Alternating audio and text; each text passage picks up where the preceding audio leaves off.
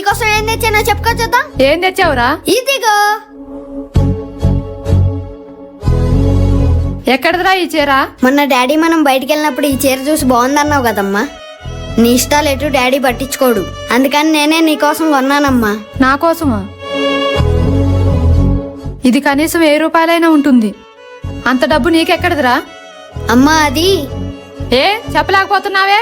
ఎక్కడ దొంగతనం చేసి ఈ చీర కొనుక్కొచ్చావు? చెప్పరా, చెప్పు. నేనెక్కడా దొంగతనం చేయలేదమ్మా. నీ కొడుకు అలాంటి వాడు కాదమ్మా. నోర్ముయ్.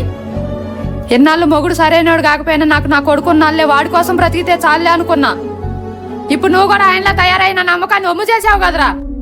ఇంకొక క్షణం కూడా నా కళ్ళ ముందు ఉండటానికి వీల్లేదు. వెళ్ళిపో.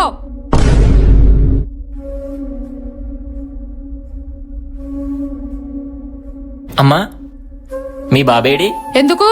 పని చేసినందుకు డబ్బులు ఇవ్వాలమ్మా. పనేంటి? మీ బాబు గత కొన్ని రోజులుగా మా హోటల్లో పొట్లాలు కట్టాడమ్మా. దాని తాలూకా డబ్బు ఇందాక కొంత ఇచ్చాను. ఆ మిగతావి కూడా ఇద్దామని వచ్చాను. అదేంటో అమ్మా, వాడు స్కూల్లో కానీ వద్దన్నా వచ్చి పొట్లాలు కడతాడమ్మా. ఎందుకురా అంటే మా అమ్మకి సర్ప్రైజ్ ఇవ్వాలంటాడు. సరే, డబ్బులు ఇచ్చానమ్మా.